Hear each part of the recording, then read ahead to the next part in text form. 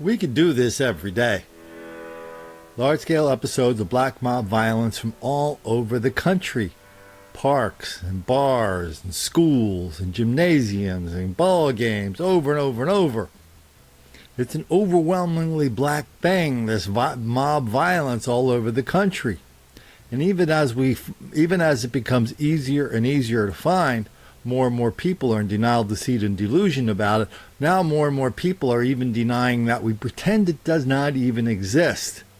I'm talking about the people who have been writing, the Pulitzer Prize winners and other people who now are on this kick of white people should not call the cops against black people. Even if we see something, we should not say something. Thinking of the story in Philadelphia where the fellas go into the Starbucks and they don't buy anything, but they want to use the restroom, then they refuse to leave. Thinking of the story up in Yale, where a black woman was sleeping in a couch in the commons of one of the dormitories, and one of the students at Yale said, "Hey, why is that chick sleeping on our couch?" Well, these things were all straightened out pretty easily, pretty casually.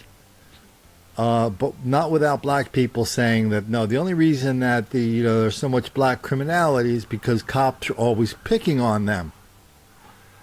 And so the only answer to that kind of nonsense is to present these kind of stories just like this. Now to our big story, pepper sprayed in the park. Yeah, Fox 6's Derica Williams explains why a Milwaukee mother is defending her actions after unleashing the irritated group of teenagers. Derica? Well, apparently there was a different type of swinging going on here at Moody Park yesterday. Authorities say about 100 people, mostly youth, were out here during the free-for-all. Some scattered while others were detained as Milwaukee police and the sheriff's office respond to Moody Park Monday evening. I was pepper spraying. They hit me. This woman said she was involved in the melee. They was fighting females. They was trying to hit females with bats. So I was pepper spraying. Claiming she did it in self-defense. I got involved because my son is involved, because they want to fight my son every time he comes to the park. My children, we was up here trying to enjoy ourselves. The young men, they screaming gang violence. This they park. This not y'all park. This is the Milwaukee County Park. This is everybody park. So y'all don't own this park. It seems Monday's brawl wasn't the first. This is actually day 2 of it, and it was just terrible for the neighborhood. Cell phone video captures punches thrown and people being body slammed as several altercations break out. This is just crazy. You can't even play in a park now these days. I kind of felt like all the fights was unnecessary. Residents like Gabrielle King are disturbed by the violence that unfolded. These young men, they do not care at all. Majority of the kids that I'm around, it's like a lot of violence, and they feel like violence is always the answer, and it's not. And wants her peers to do better. Stay in school, stop fighting, get your diploma, get a job. The Milwaukee County Sheriff's Office arrested 2 people. A 22-year-old man was taken in for driving through the park, operating while suspended, and non-registration of a vehicle. He also had 2 Kenosha County warrants. A minor was detained for felony resisting, obstructing an officer, causing injury. We have a breaking news update this morning. We've now learned an argument between teens at an apartment complex led to a shooting that sent 3 people to the hospital last night. Fox 47's Carla Byron is live from Rio Road at the Leroy Fro Townhomes with an update on the victims. Carla? Mallory, an 11 and 14-year-old girl, as well as a 20-year-old man were shot here last night and were taken to the hospital. Lansing police tells us this morning that 20-year-old underwent surgery and one of the girls was released. There's no word on the condition of the other girl, but police did say all of the victims' injuries are not life-threatening. This happened around 10 o'clock here at the apartments on Rio Road. Police say there was a major altercation between different groups of teenagers that led to shots being fired outside. Police also say they believe there is only one shooter and they were with a group of people when the shots were fired. Is furious after her daughter says she was attacked during a brawl that reportedly involved dozens of students at a Dayton high school. News Center 7's Malik Perkins joins us live now to tell us what the parent is claiming and what the school district may do now. Malik. Well, Letitia, I was contacted by a parent of a student that attends Belmont High School, and she tells me that a meeting was held this morning with parents about that fight in question. Now, the woman I spoke with says her daughter was attacked by several of her classmates, and some of them were boys. Now, according to a police report, this fight happened near the softball field on Monday after classes were dismissed. The report says the girl who was attacked had gotten into a fight with another female classmate earlier in the day. After school, the report says her and her boyfriend were approached by several males and they began to argue. She tried to separate her boyfriend from those other males, and that is when she was assaulted. Her mother, Kenya Morgan, says her daughter tried to get away, but the males involved did not let her. There were like 7 guys who actually came up to her and was holding her while the little girl was hitting her. And then she said my daughter tried to walk away, and the guy grabbed her and slammed her down on the ground.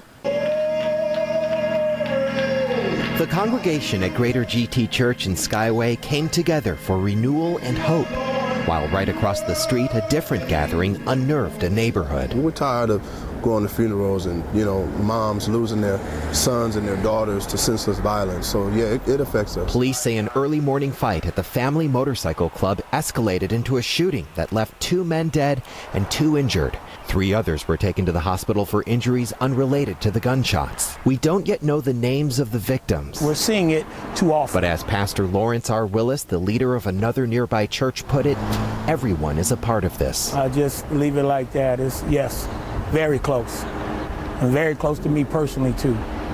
So that's why it's tough, and we got to do so. He says there have been other shootings nearby in recent years, and this is yet another reminder that their Sunday calm can be quickly interrupted. It's just sad, and praying for the families and trying to eliminate this from happening again. Prayer is only going to go so far, if we don't come together as a community and become the answer to those prayers. On a day of reflection, they're left wondering what more they can do. We want to see what we can do to help heal. Police have not yet released a suspect description or a motive. Had enough? We could do a lot more. We could do a lot more. If you want to do it for yourself, the way I find these large fights, well, I find them in a lot of ways. One, the first biggest way is I get neighbors and cops from all over the country constantly sending me emails saying, "Hey, Colin, did you see this?" By the way, we've left off a lot of fights here because I probably have 10 videos in my queue just ready to post at the right time. And in the ones I've already posted, I probably have 5 examples of large fights. I mean, I just got a video last night from New Jersey. Whole bunch of black people at the Elks Club. They rented an Elks Club with a rapper. 5 people shot. 3 shooters, large fight. You have to hold on for that one.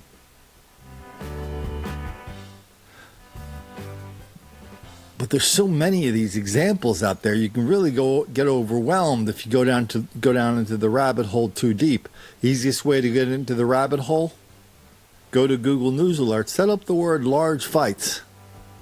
I'm not saying every single use of that term you'll find an example of black mob violence. But all the black mob violence is captured by that term. So you might see somebody say, well, the Phillies had a large fight against the Pittsburgh Steelers, or whatever the terms are. And that's not really what we're talking about.